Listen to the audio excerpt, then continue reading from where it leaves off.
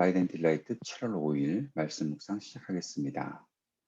거룩하신 아버지 하나님, 오늘도 주님의 은혜와 사랑을 의지하고 이 하루를 시작합니다.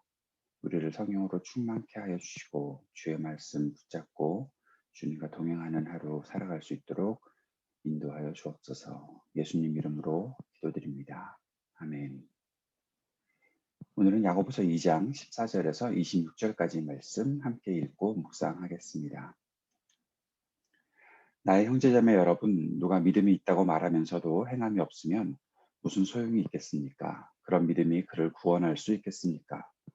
어떤 형제나 자매가 헐벗고 그날 먹을 것조차 없는데 여러분 가운데서 누가 그들에게 말하기를 평안히 가서 몸을 따뜻하게 하고 배부르게 먹으십시오 하면, 말만 하고 몸에 필요한 것들을 주지 않는다고 하면 무슨 소용이 있겠습니까? 이와 같이 믿음에 행함이 따르지 않으면 그 자체만으로는 죽은 것입니다. 어떤 사람들은 이렇게 말할 것입니다. 너에게는 믿음이 있고 나에게는 행함이 있다. 행함이 없는 너의 믿음을 나에게 보여라. 그리하면 나는 행함으로 나의 믿음을 너에게 보이겠다. 그대는 하나님께서 한 분이심을 믿고 있습니다. 잘하는 일입니다. 그런데 귀신들도 그렇게 믿고 떱니다.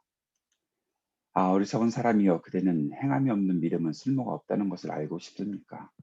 우리 조상 아브라함이 자기 아들 이삭을 제단에 바치고서 행함으로 의롭게 된 것이 아닙니까? 그대가 보는 대로 믿음이 그의 행함과 함께 작용을 한 것입니다. 그러므로 행함으로 믿음이 완전하게 되었습니다. 그래서 아브라함이 하나님을 믿음이 하나님께서 그것을 아브라함의 의로움으로 여기셨다고 한 성경 말씀이 이루어졌고, 또 사람들이 그를 하나님의 벗이라고 불렀습니다. 여러분이 아는 대로 사람은 행함으로 의롭게 되는 것이지 믿음으로만 되는 것이 아닙니다. 창녀 라합도 정탐꾼들을 접대하여 다른 길로 내보내서 행함으로 의롭게 된 것이 아닙니까? 영혼이 없는 몸이 죽은 것 같이 행함이 없는 믿음은 죽은 것입니다. 아멘. 믿음은 마음과 생각으로 간직하는 추상적인 것이 아니지요. 믿음은 삶으로 나타나는 것입니다. 그런데 믿음과 행함을 구분하려고 하는 그러한 일들은 잘못된 것이죠. 믿음은 행함으로 나타나는 것이다. 우리가 그렇게 인정하고 또 그렇게 알고 있어야 하는 것입니다. 예수 그리스도를 믿는다고 하면 예수 그리스도를 따르는 삶을 살아가는 것이지요. 여기에서 주의해야 할 것이 하나 있습니다. 그것은 따름이라는 것이 어떤 완성된 모습을 갖추어서 따른다고 할 수 있는 것은 아니라는 것입니다. 믿음과 따름은 진행형이라고 생각할 수 있는 것이죠. 매일 말씀을 듣고 매일 마음을 새롭게 하고 매일 말씀대로 살면서 그리스도를 따르는 것, 이것이 믿음입니다. 야고보 사도의 말대로 믿음이 있다고 하면서 행동으로 나타나지 않는다면 그것은 믿음이라고 말할 수 없는 것이죠.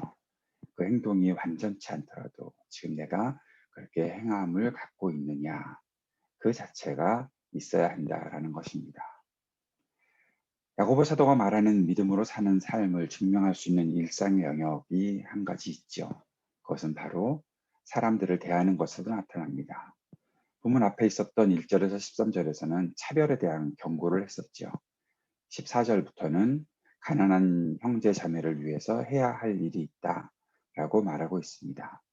말로만 사람들을 돕는 것이 아니라 필요한 것을 공급하는 것이 실제적인 도움을 주는 것이 있어야 한다라고 말하는 것입니다. 그리스도인의 믿음 생활은 사람과의 관계 속에서 나타나게 됩니다. 사람을 어떻게 생각하고 섬기며 사랑하느냐 하는 것이 믿음이 있다는 것을 드러내는 것이지요. 아브라함이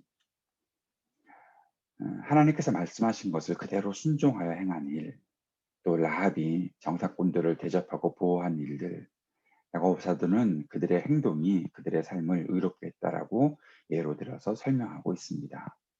우리가 자주 착각하는 것은 성경이 믿음으로 의롭게 된다고 했는데 왜 야고보서는 그들의 행함이 그들을 의롭게 했느냐라고 생각하는 것이죠. 앞에서도 말했지만 믿음과 행함은 함께하는 것, 같이 있는 것입니다. 믿음이 있다면 말씀을 따르게 되어 있고, 믿음이 있다면 사람들을 환대하고 베풀며 살게 되어 있다는 것입니다. 온전한 믿음을 가지고 사는 것에 대해 우리의 마음을 다시 한번 새롭게 하고 모아야 할 것입니다. 어쩌면 온전한 믿음을 위해 우리에게 지금 회심이 필요할 수도 있겠지요. 이 회심이라는 것은 구원을 얻는 것, 내가 구원받았는가 그렇게 얘기하는 것이 아니라 온전하게 회심했다면 지금 내가 그렇게 주님을 따르고 살고 있느냐라는 것으로 한 번 더 우리를 점검해 볼 수 있다라는 것입니다. 정리합시다. 믿음과 행함은 분리해서 생각할 수 있는 것이 아닙니다.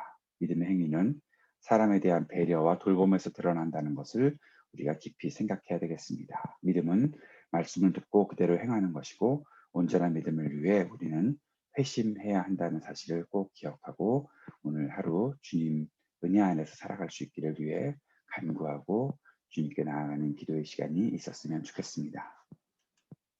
선교사님들을 위해서 계속해서 기도해 주시고 SMBP 운동이 잘 이루어지고 열매가 있기를 위해 기도해 주시기 바랍니다. 우리 교우들의 가정과 자녀들과 청년들을 위해서 기도해 주시기를 바랍니다.